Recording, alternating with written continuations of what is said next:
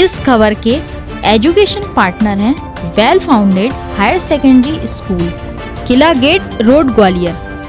ग्वालियर में भारतीय जनता पार्टी के प्रदेश महामंत्री रणवीर रावत एवं मध्य प्रदेश सरकार के कैबिनेट मंत्री प्रद्युम्न सिंह तोमर ने ओबीसी आरक्षण को लेकर प्रेस वार्ता को संबोधित किया। बीजेपी के नेताओं ने कांग्रेस पर आरोप लगाया और कहा कि कांग्रेस की गलत नीतियों के कारण पिछड़ा वर्ग आरक्षण से वंचित हो गया। कांग्रेस पहले भी नहीं चाहती थी कि स्थानीय निकाय के चुनाव संपन्न हो, इसलिए किसी न किसी बहाने कांग्रेस इसमें अड़ंगा लगाती रही है। कांग्रेस ने ओबीसी हितों को कुचलने का काम किया। भारतीय जनता पार्टी चाहती है कि आगामी स्थानीय निकाय एवं पंचायत चुनाव में पिछड़ा वर्ग को आरक्षण दिया जाए। सर्वोच्च न्यायालय द्वारा ओबीसी आरक्षण को लेकर दिए गए फैसले पर पुनर्विचार कर संशोधन के लिए आवेदन प्रस्तुत करेगी। इस अवसर पर ग्वालियर सांसद विवेक नारायण शेजवलकर, जिला अध्यक्ष कमल माखीजानी सहित बीजेपी के कार्यकर्ता मौजूद रहे।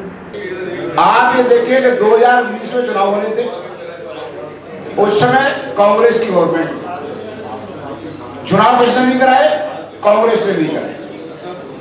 दूसरी बात, भारतीय जनता पार्टी पिछड़े वर्ग के हितों को ध्यान में रखते हुए संशोधन लेकर आई और चुनाव कराना सुनिश्चित किया। और हाई कोर्ट में और सुप्रीम कोर्ट में कौन गया? कांग्रेस पार्टी के उनके नुमाइंदे गए। और सुप्रीम कोर्ट से जब स्टे हो गया कि मतलब ये निर्णय आ गया कि बिना ओबीसी के चुनाव कराया जाए, तो भारतीय जनता पार्टी अगर मन में जरा तनिक भी कोई बात होती तो भारतीय जनता पार्टी उसके आधार पर चुनाव कराती। पर Bharatiya Janata party supreme court भी गई और अपना विधेयक वापस लिया और हमने ये निश्चित किया कि पिछड़े वर्ग के 27% आरक्षण देकर ही चुनाव कराएंगे। और उसके लिए हमने पूरी प्रक्रिया को अमल में लाने के लिए काम शुरू किया। और आज भी हमारे स्पष्ट मंशा है, फिर हमारे माननीय मुख्यमंत्री जी अपनी विदेश यात्रा रद्द कर सुप्रीम कोर्ट में जाके ये अपील कर रहे हैं कि हमें पिछड़े वर्ग के साथ चुनाव कराना है। प्रेस वार्ता का जो विषय है कि मध्य प्रदेश में नगरीय निकाय के चुनाव, पंचायत के समिति के चुनाव बिना ओबीसी आरक्षण के जो होने की जो स्थिति पैदा हुई है, जो परिस्थितियां पैदा हुई हैं, उसकी जड़ में कांग्रेस है।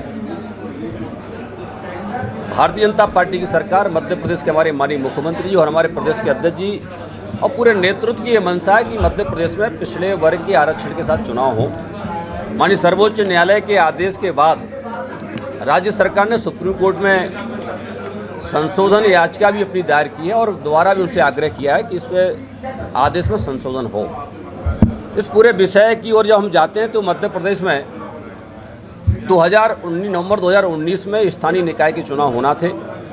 कमलनाथ जी की सरकार ने उस समय उन चुनाव को नहीं होने दिए और भय के कारण नहीं होने दिए। लेकिन मध्य प्रदेश में वर्तमान दौर में 27% आरक्षण के साथ पंचायत के चुनाव, नगरीय निकाय के चुनाव होने जा रहे थे। बारणों का परिसीमन हो गया था, आरक्षण हो गया था, मतदाता सूची तैयार हो गई थी।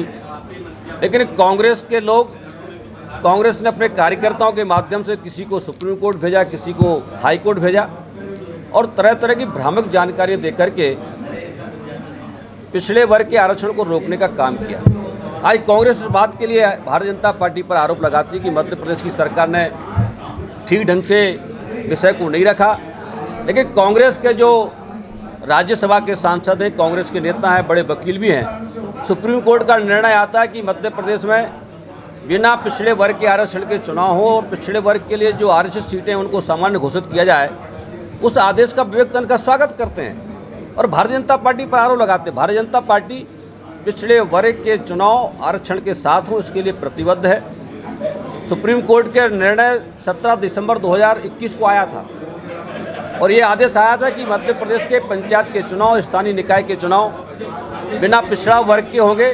लेकिन माननीय मुख्यमंत्री जी ने ये घोषणा की थी कि मध्य प्रदेश में हम बिना पिछड़ा वर्ग के चुनाव नहीं होने देंगे। इसलिए अपने ही राज्य सरकार के अध्यादेश को भी वापस लिया और विधानसभा से, सदन से पारित प्रस्ताव करके कि मध्य प्रदेश में पिछड़ा वर्ग के आरक्षण के साथ चुनाव हो, ये पारित करके हमने दिया। और इसलिए इस प्रेस के माध्यम से आज पूरे देश में, पूरे प्रदेश में भारतीय जनता पार्टी के हमारे संगठन के नेताओं ने, राज्य सरकार के माननीय मंत्रीगणों ने, माननीय सांसदों ने इस प्रेस के माध्यम से मध्य प्रदेश के पिछड़े वर्ग के समाज के लोगों से आग्रह किया कि कांग्रेस के असली चरित्र को पहचानें। ये कांग्रेस कभी पिछड़े वर्ग की हितैषी नहीं रही। जब सुभाष यादव को मध्य प्रदेश का मुख्यमंत्री बनाने का विषय आया था, बहुमत उनके साथ था, ये वही कांग्रेस है कि इन्होंने पिछड़े वर्ग के मुख्यमंत्री को नहीं बनने दिया। और ये भारतीय जनता पार्टी के तीन हमारे प्रदेश के जो मुख्यमंत्री है वो पिछड़े वर्ग के हमने बनाने का काम किया है। और इसलिए 27% आरक्षण देने का काम जो घोषणा कमलनाथ ने की थी वो एक सुगुवा था।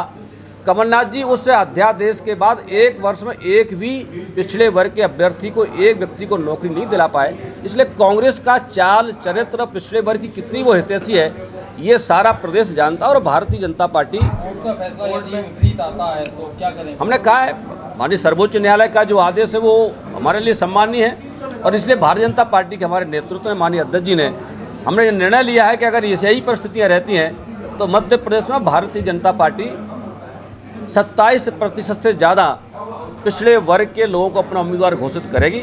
इसलिए वो जो प्रभाव पड़ने वाला उस प्रभाव को हम खत्म करने का काम करेंगे। और इसलिए रिव्यू पिटीशन के माध्यम से ट्रिपल टेस्ट की जो रिपोर्ट हमारा पिछड़ा वर्ग ने दी है उसके माध्यम से हम फिर यह सिद्ध करेंगे कि मध्य प्रदेश में 48% से ज़्यादा पिछड़े वर्ग की आबादी है। और इसलिए माननीय सर्वोच्च न्यायालय उस पर विचार करके दोबारा उसमें संशोधन करने का काम करें। देखिए, मैंने कहा कांग्रेस डरती है चुनाव से। तो मैंने कहा 2019 में ये चुनाव होना था, कांग्रेस ने चुनाव नहीं कराए। और जहाँ तक महंगाई का प्रश्न है, मैंने जवाब भी दिया कि किसी भी देश को, किसी भी राज्य सरकार को पहले उस देश की जनता के स्वास्थ्य की चिंता होती है, उसके जीवन की चिंता होती है, राष्ट्र की चिंता होती है। अंतर्राष्ट्रीय परिदृश्य कुछ इस प्रकार के बने, 2 बार कोरोना का संकट काल भी इस देश में आया, उस सब के बावजूद भी भारत की सरकार ने जितनी बड़ी संख्या में वैक्सीनेशन फ्री में कराने का जो काम किया। इसलिए रेवेन्यू कलेक्शन की जहाँ तक बात आती है, इसलिए भारतीय जनता पार्टी की सरकार देश के जनता के हित के साथ खड़ी हुई है। कुछ समस्याएं हैं लेकिन समय रहते वो भी ठीक होंगी।